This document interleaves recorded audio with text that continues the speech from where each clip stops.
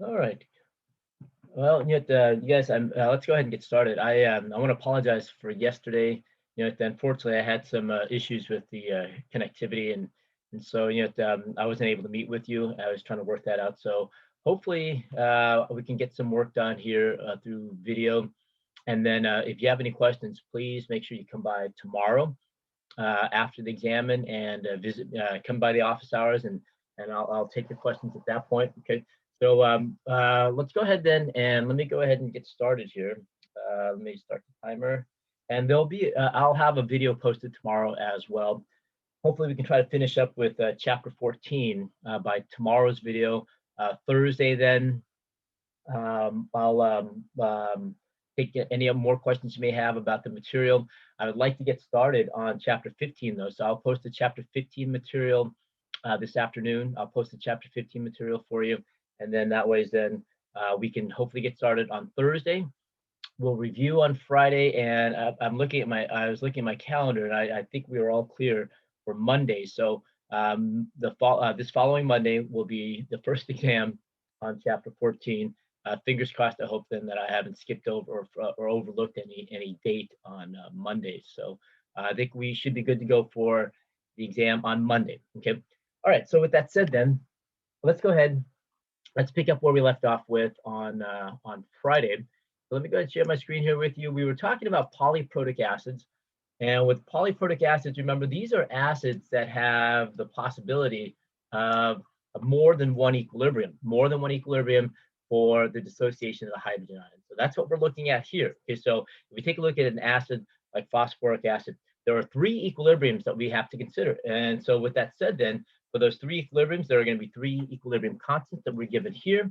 And as you notice, then each one of these here, and let's make sure you keep in mind that each one of these represents a different process. Okay? And each one does represent then the removal or the removal of one hydrogen from the species. And so, for example, for the first one here, okay, we have then the complete phosphoric acid undergoing a dissociation that generates the hydrogen ion and the biphosphate anion. Okay, and that's what we have right there. Okay. All right. So with that said, then this is the Ka for this process. The conjugate base here, okay, when we take a look at it, is an amphoteric compound, which means then it can function either as an acid or a base, which means then it can accept a proton and go back to phosphoric acid here, or it can donate its proton and therefore achieving or creating or forming another hydrogen ion and the hydrogen phosphate anion. Okay, the hydrogen phosphate, I'm sorry, 2 minus. Hydrogen phosphate anion. But here is another dissociation, and this is the equilibrium constant for this dissociation. And if you notice here, in the course of this second dissociation here, we have then another amphoteric compound, which means then the hydrogen phosphate can and does undergo a third dissociation to form then the phosphate anion and another hydrogen ion there as well. Okay, so in each one of these equilibriums, or in each one of these processes, the hydrogen ion is going to form. And so with that said, then when we take a look and we're supposed to find the pH of this solution here, okay, you'll notice then that the Ka gets successively smaller and smaller as we go from the first dissociation here all the way down to the third dissociation at the bottom here. And if you notice in the third dissociation, the Ka, the equilibrium constant for this dissociation, is tiny. This is just 10 times bigger than the ion product constant for water. Okay, so therefore, what we're saying then is that very little of the hydrogen ion will come from this third dissociation here. Very little, minuscule. Okay, and so if you take a look at this, the second dissociation is still a very small number, which means that in terms of the amount of hydrogen ions contributed to the overall solution, the second dissociation also contributes very little. Okay? And so therefore, it's this very first dissociation here with a Ka of 7.5 since 10 to the minus 3, okay, that will contribute the bulk of the hydrogen ion. And so technically, you would be correct in adding together all of the hydrogen ions here and using that to calculate for your pH. But in effect, since these two dissociations generate so little hydrogen ions, even if you were added into here, it will not contribute to the overall, it won't add to the overall hydrogen ion that's contributed from this very first step. So essentially what we can do then is we can ignore the contribution of the hydrogen ions from the second and the third dissociation here. We can ignore it. So therefore, we're going to calculate for the pH, and this is what we did. We only have to worry about this first step here. So we set up the ICE table, and we were able to calculate then for the hydrogen ion concentration based simply on this first step here, and we were able to do that, and we were able to discover then. And if you're interested, please make sure you combine. You asked about it. We were able to obtain the pH of this solution then, of this phosphoric gas solution, as being 1.08. Okay, and so that's what we got from that dissociation, okay, from that calculation. Now, with that said, then hopefully you're able to see that as you work through this. I know then that we didn't quite that we worked through this in class. Okay, you saw that the 5% rule doesn't quite work. Okay, so when you set up the ICE table for this first step here, when you did set up the ICE table for this first step here, you would have noticed then that the value that you got for X then, when you compare it to the original concentration here, the initial concentration here, gave you a percentage then of about 8, almost 9%. And so the 5% rule does not hold. So you have to either use the quadratic equation, which I'm pretty sure most of you did, and one of the roots then will be the obvious one. The other one would be a negative root. So you pick then the positive root for that, and then you can go ahead and use that to find the pH. Take the negative log of that, and then you would get your pH. Or you can use then the process of successive approximations to solve for that as well. And you would get to your answer by the third approximation. And so you would only have to approximate for 3 cycles, 3 approximations, and you would get your value for X. Okay. All right. So if you are interested in trying to figure out how we get the successive approximations and how that process works, or if you didn't quite get this answer here, then please on tomorrow stop by and get your and ask your question. Okay. All right.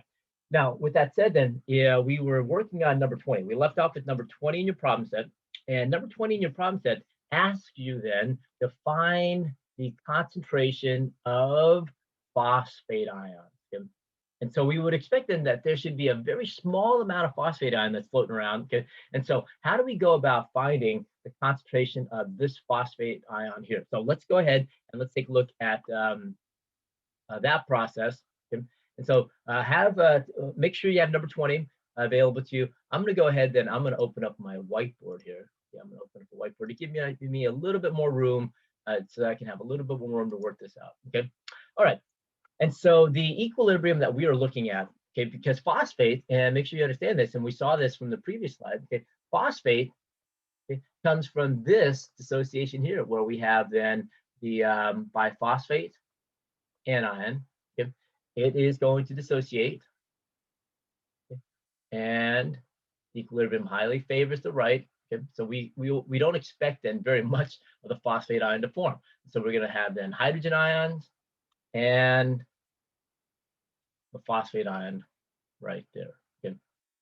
All right. So looking at what and the Ka for this one then was I think 4.8 times 10 to the minus 13. Okay. So we would expect that a very small number. So with that said, then many of you, as I was looking at your work on the whiteboard, went ahead then and set up your ICE table, which is good. You understood that this has to be an equilibrium problem. You need the ICE table. Okay? And then you went ahead and you plugged in, and you did what you're supposed to. You plugged in this as the concentration for the biphosphate. Nothing here, minus X, plus X, plus X. Okay. 1 minus X, X, and X. Good.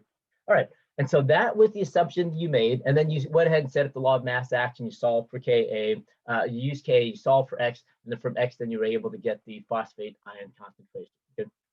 There's a couple of problems with approaching the solution to this problem in the manner that I've highlighted here. First and foremost, then, is that there's an issue with this initial concentration here, okay? Because that is not the initial concentration of biphosphate. The 1 molar, this 1 molar concentration then is the initial concentration of phosphoric acid. Okay, that is the concentration of 1 molar. And remember, this dissociates, this breaks down. This breaks down to form first the dihydrogen phosphate and then this. And so this concentration here, this 1 molar concentration here that you assumed for the biphosphate, for hydrogen phosphate here, is incorrect. That is not the starting amount. That is not the starting amount. Furthermore, by the time the second assumption you made here of hydrogen being 0, that you have no hydrogen by the time we get to this third dissociation, that is also incorrect. Because by the time we get to this third dissociation, we already had two processes that generate hydrogen, the very first dissociation and the second one. Okay? And so we don't start out with 0 hydrogen ions here either. Okay? So by the time we get to this dissociation step here, we already have hydrogen ions floating around, and so we cannot assume that that is 0 either. We cannot assume that. Okay. All right. So with that said, then the rest of it would make sense. Okay. The rest of it is correct. So we have to make sure then we correct for the initial concentration of hydrogen phosphate and the initial concentration of hydrogen ion. So the question then is, how do we obtain? Okay. How do we obtain the initial concentrations of both of those? Okay. And so let's go ahead then and let's work. Let's figure that out. Okay. All right. So there are 2 dissociation steps that have to occur. I'm sorry, 1 dissociation step that has to occur before we get to that. Okay, 1 dissociation step before we have to get to that, and that is, let's go ahead and write those out. Okay, I'm sorry, 2 dissociation steps prior to that one. Okay, all right. So the very first one again is going to be this process here. Okay, where we form hydrogen ions, okay, and the biphosphate, dihydrogen phosphate anion. Okay, all right. And so this is 1 molar here. Okay, and so the initial concentration here, this is 1 molar, and that is 0, and that is 0. So working this out then and setting up the ice table here, you have minus x plus x plus x, and we already did this. This is 1 minus x. This is going to be x, and this is going to be x. Okay, we went ahead and we solved through this one here using the Ka for this one as being 7.5 times 10 to the minus 3. Okay. And setting this up then, we solved for x, again, the quadratic, using the quadratic, we solved for x here. X was 0. I think it was 0.082. Let me check that real quick. 0.829. Let me check. Yeah. So this is x here, then it's going to be 0.0829. Okay. And that represents the concentration of hydrogen ions that we use to calculate for the pH of this solution. And that's what we have right there. So this is the hydrogen ion concentration that is after this dissociation step. Okay, then that's the amount of hydrogen ion that's floating around, because the second and the third dissociation does not generate as much hydrogen ion. So that's going to be the dominant species. So with that said, then that's the amount of hydrogen ion that we have here. Okay, so that's going to be 0.0829 molar. We already have hydrogen ions floating around. By the time we get to the third, and I'll indicate this here, by the time we get to the third dissociation step here, the first dissociation step already generated this amount of hydrogen ion when it reached equilibrium.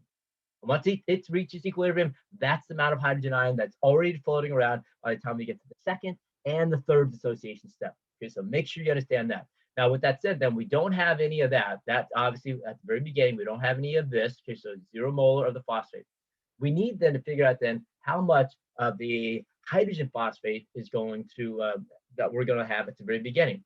And where did this hydrogen phosphate comes from? It comes from the dissociation of this compound right here in the second dissociation step. So we have to take a look at that second dissociation step, okay, and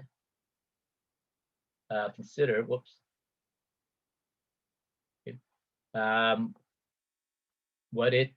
it produces it. So we have then, there it is. There is the hydrogen phosphate that we need. And so we have to set up our ice table. We need to solve for this then, okay, our ice table. And we'll go ahead and solve for it. Okay, so here, the starting concentration of the hydrogen phosphate is this right here. Remember, that's our X. And when we solve for X, then that represents not only the starting the hydrogen ion concentration, but also the concentration of the hydrogen phosphate, which is 0.0829 molar. So that is the starting amount that we have right here. In the second dissociation step, that is what we start out with, 829 molar. Okay. The amount of hydrogen ions, remember, is this. Okay, so by the time we get to the second dissociation step, we already have this amount of hydrogen ion floating around, so that is going to be 0.0829 molar as well. And there will be nothing there. There'll be 0 there. So this is what you have to make sure you keep in mind as you work through this. Okay. All right. And so then with that said, then this will be minus X plus X plus X here. This is going to be 0.0829 minus X. This is going to be 0.0829 plus X, and that's going to be X. And Ka here was 6.2 times 10 to the minus 8. Okay. So setting up the law of mass action, let's go ahead and do that really quickly. Then it's going to be 6.2 times 10 to the minus 8. It's going to be equal to X times 0.0829 plus X all over 0.0829 minus X. Okay. All right. Make sure then that you are clear on how we obtained this equation right here, how we got the variables that we did for that equation right there. Okay, so how we got how we got this term right here. Make sure then you're clear on how we obtained this term right here. And obviously, hopefully you can see where we got this term from. But understand then why we used 0.0829 for both the initial concentration of the dihydrogen phosphate and the initial concentration for hydrogen. You got to understand that in order to work out this problem. Okay. All right. So if you work out this problem, then X, we're going to assume the 5% rule, and here the 5% rule is going to hold. And if we're going to assume the 5% rule, we can ignore this X and this X right here. Okay? Because again, if the change here is going to be very small, which is what we are assuming with the 5% rule, if the change is going to be very small, adding that X to this amount or subtracting that X from this amount won't change it very much.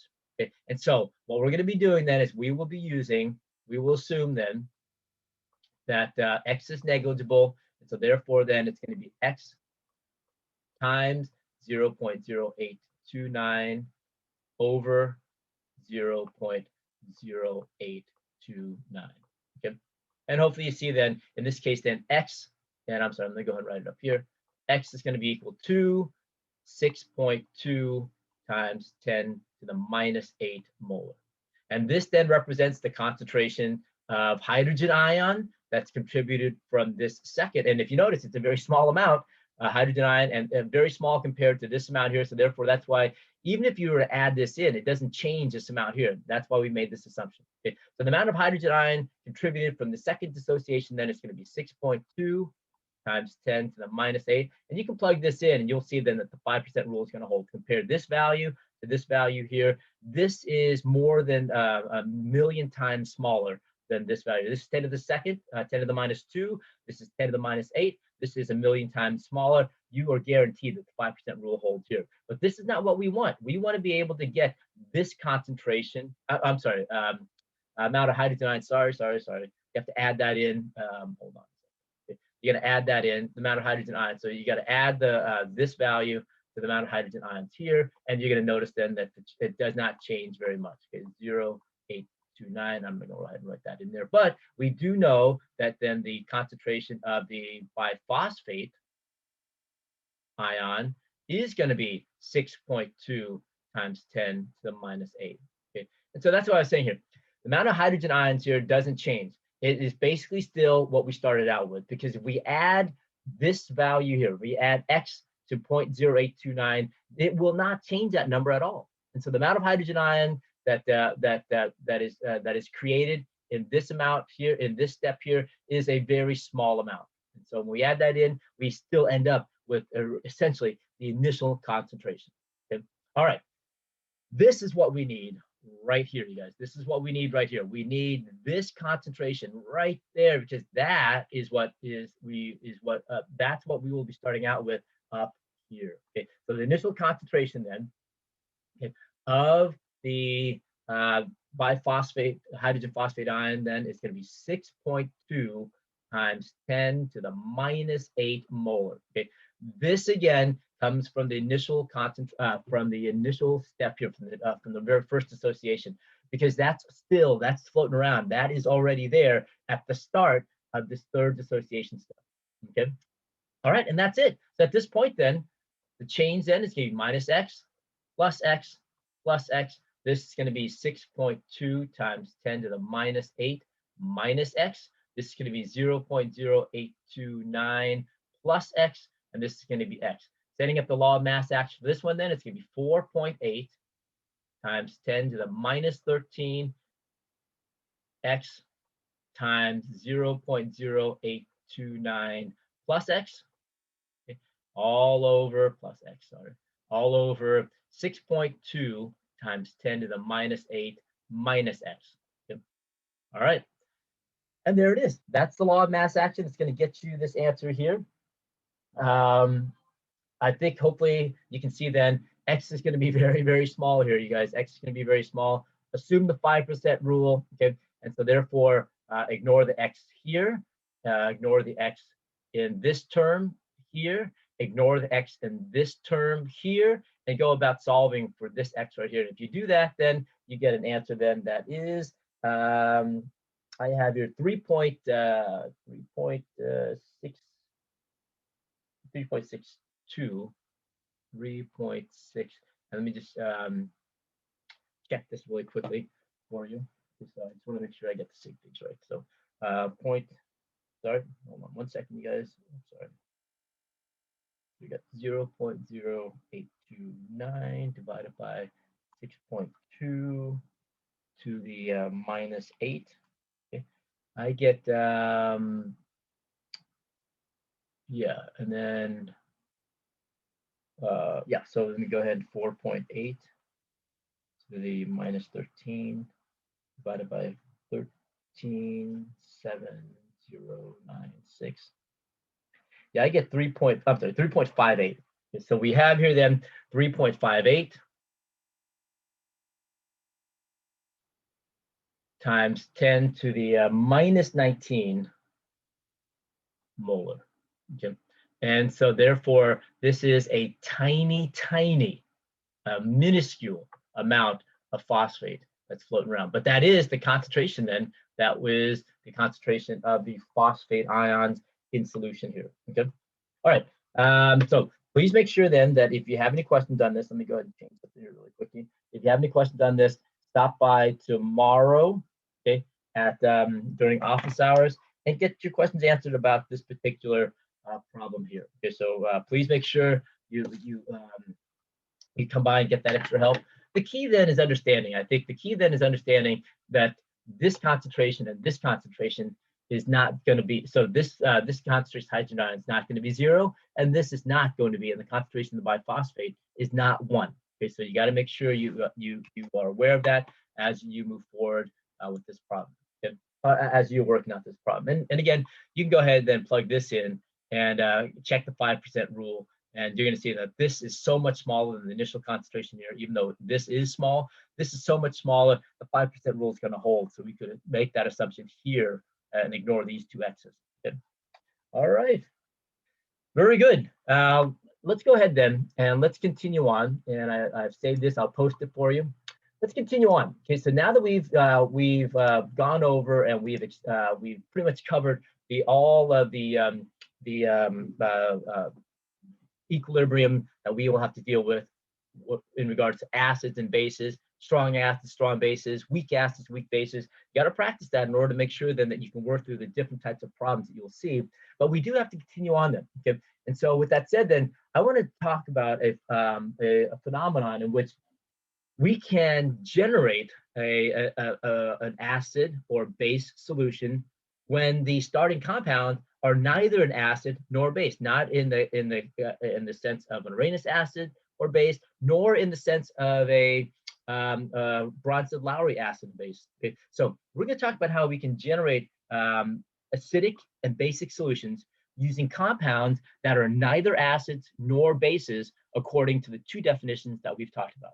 Okay, so if we take a look at this, then certain ionic compounds. Ionic compounds, meaning that compounds, remember, that with a cation and an anion. Okay, so yeah, acids and bases are ionic compounds, but there are many other types of ionic compounds as well. And so what I want to examine here today is that let's talk about then what happens when you dissolve these ionic compounds in water. What happens to the pH of the solution when certain ionic compounds are added. Okay, and so with that said, then certain ionic compounds, when you add it to water, nothing happens. The pH of water stays the same. Okay? So understand, when we talk about this, this is going to be solutions of ionic compounds.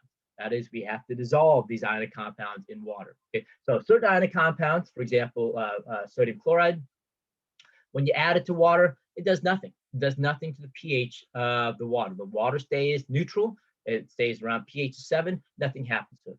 However, if you, and again, like if you take a look at sodium chloride here, you would expect that. I think most of us would expect that, because we look at this and we say then the sodium chloride doesn't have any hydrogen ions to donate. And it doesn't look like it can accept any hydrogen ions, okay, from another source, and so therefore it's going to be neither an acid nor a base. Okay? Same thing holds true for sodium acetate and ammonium chloride. Okay? However, when we take a look at this, and I do want to take a look at this a little more, when we add a solution, a compound like sodium acetate, okay, this actually will change the pH of water. Okay? It's going to increase the pH of water, so we end up with a basic solution. Okay? With a basic solution, a pH that's greater than 7. Okay? And again, why is it that a compound, sodium acid here, remember, someone had asked the question about these hydrogen ions. Remember, these hydrogen ions will not leave. And I'll see then, I'll show you that then in just a moment when we look at the structure of acetate. Okay, so acetate cannot donate its hydrogen ions here, so it's not an acid. Okay, so it's not an acid. But why then would this particular compound, sodium acetate, make water more basic? The pH is going to end up being greater than 7. Okay, and so with that said, with ammonium chloride here, okay, I think with ammonium chloride you already kind of saw this anyway. Okay, when you take a look at ammonium chloride here, we end up getting a solution that's going to end up being more acidic than we see. Okay, so let's go ahead then and let's take a look at why each one of the take a look at each one of these ionic compounds in turn. And let's take a look at why it happens. Okay. All right, let's start out then with our water here. Let's talk about what happens adding ionic compounds to water and nothing happening to the pH of the solution. So let's take a look at what happens when we take sodium chloride. Okay, and we're going to take sodium chloride and we're going to dissolve it. Okay, so we're going to take sodium chloride and we're going to go ahead and add it into the water here. We're going to dissolve sodium chloride into water. We know then that the structure of sodium chloride, is such then that when you dissolve sodium chloride in water, what you end up getting then is you will end up getting ions of sodium ions, okay?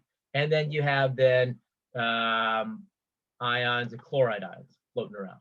Okay? So chloride ions floating around, sodium ions floating around like we have here. Water then forms the hydration shells around those. Okay? And so the question then is, the pH of water starts out at 7. We know that. It's a neutral solution. So the pH of water starts out then, we know then, is a 7. Okay? Now, with that said then, what happens when water and chloride are moving around inside of the water here? Okay? We know then the water just forms the hydration shells around. So then water forms these hydration shells around. Let me see if I can get this in for you. Okay. So we know then that water just basically forms these hydration shells around each ion. Okay. But let's see what happens then, for example, when you take the chloride ions, and does anything happen to the chloride ion when it reacts? Let's say that it interacts with water. Okay, let's see what happens at that point. Okay? And so we know that these hydration shells form, but let's say hypothetically that chloride ions will interact with water, okay, to form then, and let's take a look at what happens here. Water here is so this is a conjugate base. Okay, this conjugate base water here, then it's going to be an acid. So that means then water is going to contribute the hydrogen ions, and then we end up with those two. So we end up with hydroxide ions and hydrochloric acid, you guys. Okay. All right. In which direction do you think the equilibrium is going to favor if you have this happening here? Okay. What direction will equilibrium favor? You have then a strong acid and you got a very strong base. Equilibrium will highly favor going back in that direction. Okay. Almost none of it. Okay. And we can say then almost none of it will be in this direction right here. So if chloride ion does react with water, it's going to form then a very strong acid and a very strong base. Those two then would automatically react and send it back towards the left-hand side. Okay? And so this won't happen. So chloride, remember, is a conjugate base. The chloride is the conjugate base of a very strong acid. This is the conjugate base of a very strong acid. And what strong acid? This one right here, because chloride forms when hydrochloric acid, remember, dissociates. Okay? And this is how we get the acid. Okay. And so with that said, then we saw this and we said then that the dissociation lies way far to the right, which means then whenever chloride ions form, it will not go back to form HCl. It cannot, it will not. Okay? So there's your conjugate base. This is the conjugate base of a very strong acid. Okay? And so therefore, whenever you have chloride ions around, or whenever you have the conjugate base of a very strong acid, okay, it will stay. It will not reverse itself. Okay? It won't react with water to form then the strong acid again. Okay? So you can imagine and you can see then that you have a conjugate base such as, for example, nitrate, the nitrate ion. Okay? So the nitrate ion, very much like the chloride ion, okay, is the conjugate base of nitric acid, which is a very strong acid. Okay? So nitric acid, which is HNO3, okay, the equilibrium lies very far to the left, to the right, okay, and that's where this nitrate ion could come from. Okay? And so therefore, you can imagine that instead of sodium chloride, we had added sodium nitrate into water. We would expect then that the pH will still be and remain a pH of 7. Why? Because the primary species floating around inside the water then will be sodium ions, okay, nitrate ions, and water. Okay, again, and make sure you understand then, folks, that what we have here then, the primary species floating around in here is going to be water, okay, sodium ions, chloride. If we had a solution of sodium nitrate, it's going to be sodium ions, water, and nitrate ions. Chloride and nitrates, they are conjugate bases of very strong acids. You will not see them reversing itself so that you will get in solution here HNO3 or HCl. That doesn't happen. And because that doesn't happen, the primary process that determines the pH of this solution then is going to be, and I'm sorry, let me go ahead and write that here. It's going to be then the autoionization of water. It's going to be then liquid water in equilibrium to form that and to that. And we saw then that the Kw here was equilibrium constant is very small, 10 to the minus 14. And so therefore, as a result, then the hydrogen ion concentration is going to be 1 times 10 to the minus 7 molar, and the hydroxide ion concentration is going to be 1 times 10 to the minus 7 molar, and that is where this pH of 7 comes from. Okay? So this is the primary process that determines the pH of a solution when you have added a salt. And salt, then remember, is just a term that we use for ionic compounds that are dissolved in water. So if you take an ionic compound like sodium chloride and you add it to water, this is the process here that determines the pH of the solution. So now you have a sodium chloride solution, but the pH is determined by the autoionization of water. Okay, so that's what you want to make sure you keep in mind as you go through this. So if ever you have an anion that is the conjugate base of a very strong acid, okay, or you have a cation that's the conjugate acid of a very strong base, which is sodium, okay, then the solution, the pH of the solution is determined by water. Okay. All right. So make sure you keep that in mind as we go through this. Okay. So chloride, nitrate, conjugate acid, conjugate base of a very strong acid. I should probably point out this to you then. With sodium ions here, that's going to be then the conjugate acid of a very strong base. So this process here, because it is a very strong base, the equilibrium is going to lie far to the left, so that you form then sodium ions and hydroxide ions. Okay, there it is. Conjugate acid of a very strong base. You will not see sodium ions reacting with water to form sodium hydroxide and the hydroxide ion. That doesn't happen. Okay, I'm sorry, the hydrogen ion. That won't happen. And so with that said, then conjugate base of a very strong acid, conjugate acid of a very strong base, whenever that is the ion in the compound, the pH will not change. Okay? The pH does not change and it will not change. Okay? All right. Time does fly when you're having fun with this. Okay, so what we'll do tomorrow, and the video tomorrow, what I'll do then is we're going to talk about then, and I'm sorry, let me go ahead then and let me save that screen for you. Yeah, let me just go ahead and summarize what we have here.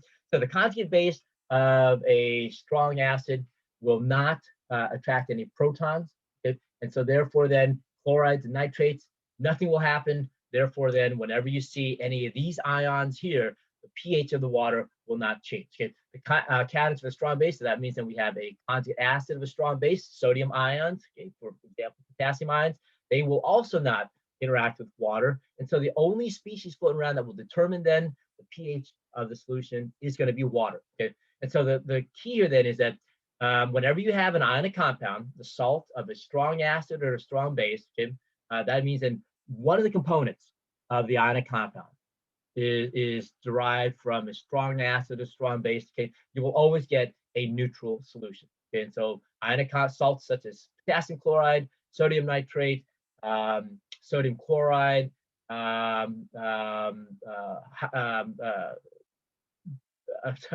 lithium, hydrogen sulfate. Okay, so any of those then would form when you add it to water. When you add it to water, will not change the pH of water. Okay? What I'd like to do tomorrow then, in tomorrow's video, what I'm gonna do then is, let's talk about then what type of compounds we can add to water that will change the pH of water. And we're gonna analyze it in much the same way we analyzed sodium chloride today, okay? All right, so nothing to turn in today, you guys. Just make sure you watch the video, nothing to turn in today. And then tomorrow, then we're gonna continue this discussion of salts and how salts change the pH of water. Okay, have a good day, folks, and I will see you in tomorrow's video. Okay, I'll see you.